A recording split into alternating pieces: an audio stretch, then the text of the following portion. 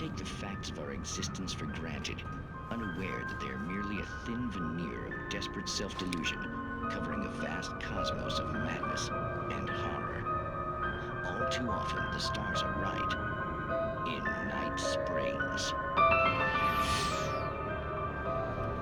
Tonight's episode, A Family Occasion. Journalist Alvin Derleth's trip to study the local customs of an insular community in Night Springs has been less than successful. Until tonight. Well, I'm glad you changed your minds about this. Ancient customs, local mythology. My editor loves this kind of stuff. Well, Mr. Derleth, we don't want to feel like we're on exhibition, but you have demonstrated the seriousness of your intent. Oh, I am serious. Really, just do your thing. I'll stay out of your way and observe. Actually, I thought you could assist us. I'm afraid we are a man short. It would provide you with an intimate perspective. Could I really? Of course, Mr. Derleth. Well, I guess that's the least What would I have to do? Oh, here. Let me show you with a kiss. What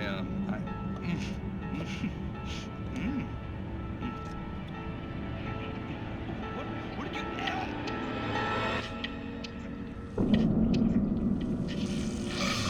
Oh, Mr. Derleth, you have well pleased Nixie Burka, the dweller in flesh. Your body shall host his 1,000 young, and all shall be glory.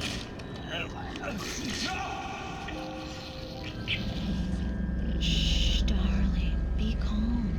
Shh. Alvin Derleth learned a harsh lesson. If you go looking for mythology, it may come looking for you. And such quests always bear fruit. Night Springs.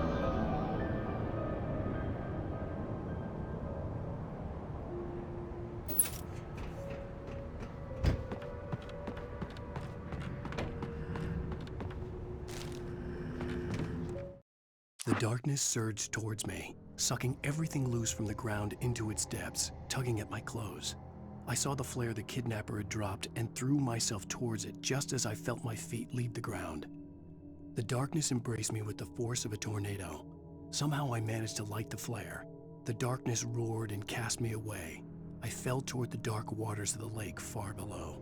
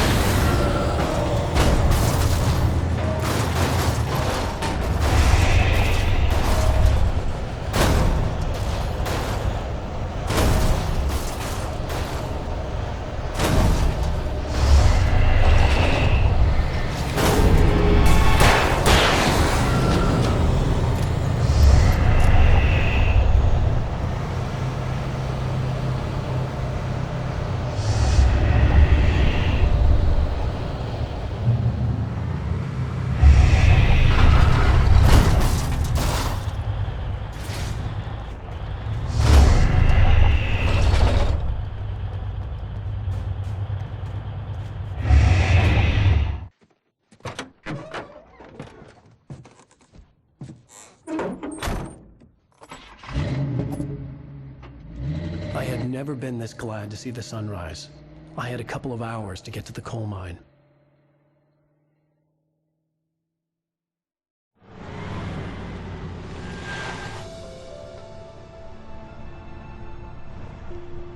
The coal mine wasn't far now.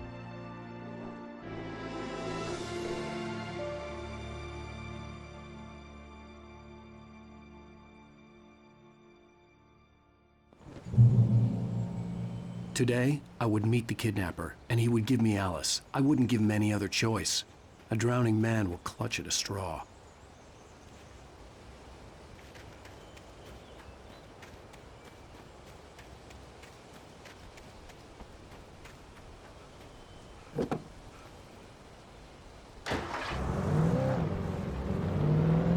Little by little, without realizing it, I'd come to believe that the story in the manuscript was coming true. The current of its narrative had taken me deeper and deeper into dark waters. Alice had been taken from me. Barry was probably in jail. I was a fugitive from the FBI. The whole world taken over by the dark presence was trying to destroy me. It all felt real, but it matched a textbook case of insanity.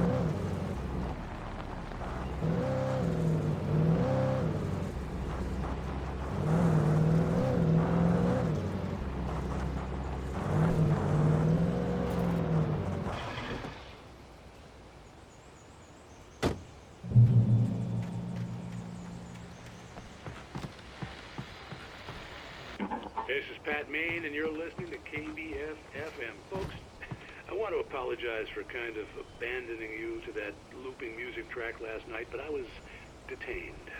You see, I encountered a big-shot G-man with an itchy trigger finger who could use a lesson in manners and a boot in the ass. Not necessarily in that order either. Now, folks, I know I'm not being very informative here, and I apologize for that. I really should just keep quiet, but I'm just so peeved right now, because some people just shouldn't be carrying badges. And I'm just glad that our Sheriff Breaker was there to straighten things out. And if someone I met last night is listening, let me just say, I'm sorry if my mouth got you in trouble. I'm pretty sure you're not the bad guy here. Godspeed, son. I hope you know what you're doing. Now, on a lighter note, I'll be talking to Dr. Nelson all morning. But first, a little music.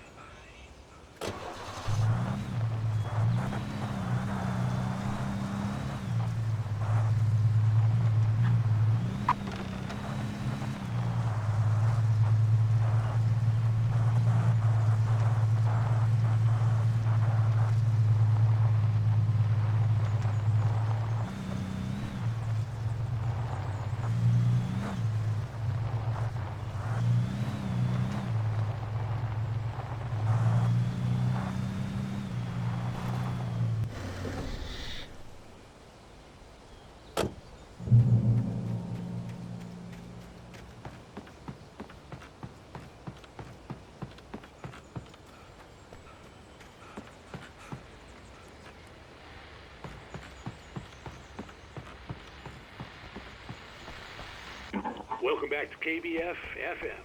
Hope you enjoyed that tune. Now, Doc, you were talking about life and finding that special someone, that soulmate. Well, you were talking about that. I was saying I don't buy it. Well, see, To me, that's strange, because I always pegged you as a hopeless romantic. You got me there, Pat. But I think love's where you look for it. And you need to do a lot of looking, sure. But the idea that there's that one special person out there for you, and if you miss that chance, it's gone forever, and you're forever incomplete. I mean, isn't that depressing? Or, heck, childish even?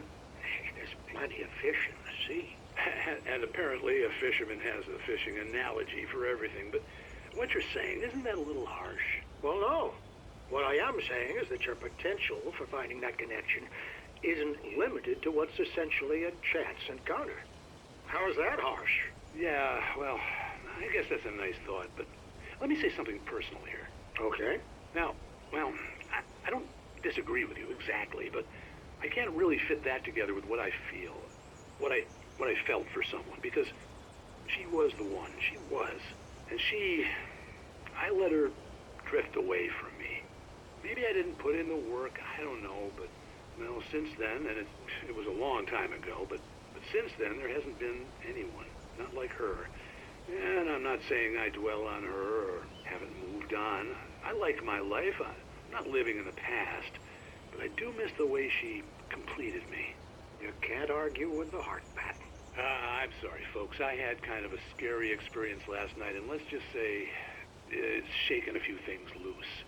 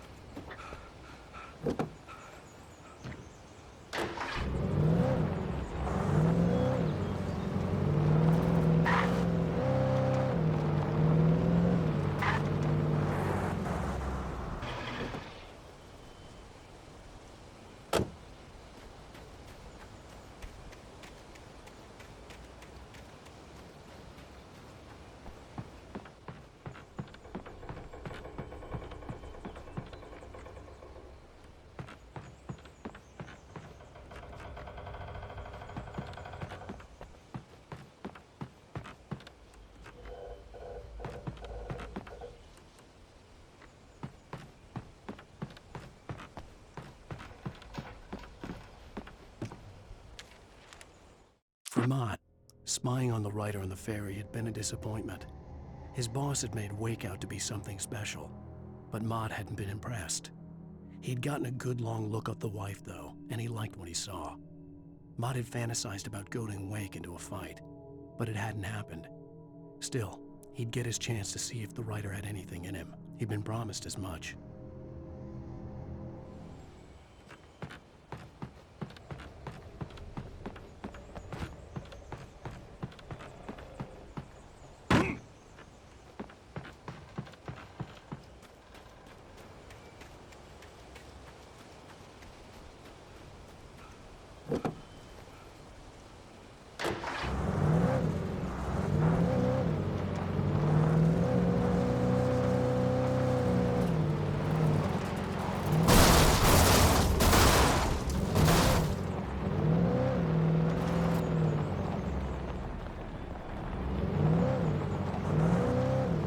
I was early.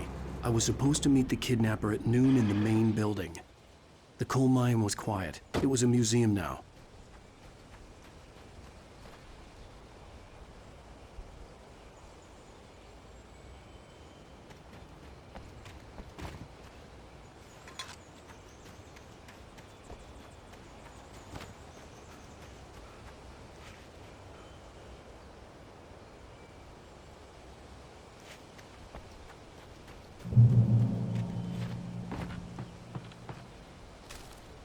With Nightingale gone and the night wind blowing in through the broken studio window, Maine stared at Sarah. The sheriff looked away. Maine's voice shook with barely controlled anger. That boy's doing more drinking than thinking. I hope you know what you're doing, Sarah. He's got a sickness in his eyes. You take my word for it. He wants Wake for a reason, and it's not for anything good.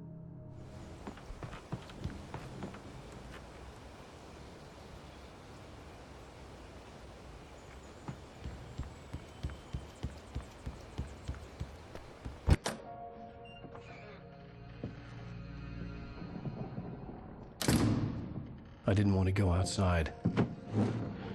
Cops had to be looking for me. The noon sun turned the place into a sauna. The day dragged on. Different scenarios ran through my mind. Ways of how I'd torture the kidnapper to get Alice back. Or the different horrible things he could have done to her. I imagined her dead. I had no way of knowing she was still alive. It was killing me. I was running on blind hope. It was all a waste of time. The bastard never showed up.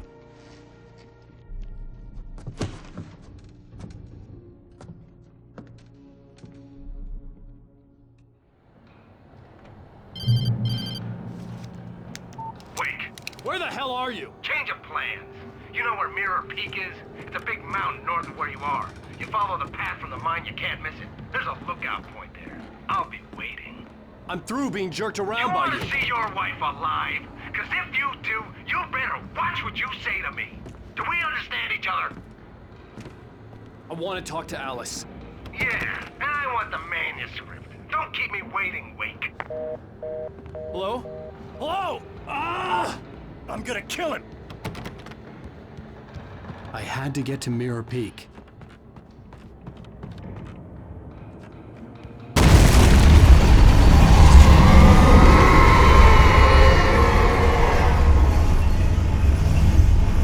It was close, maybe closer than ever before.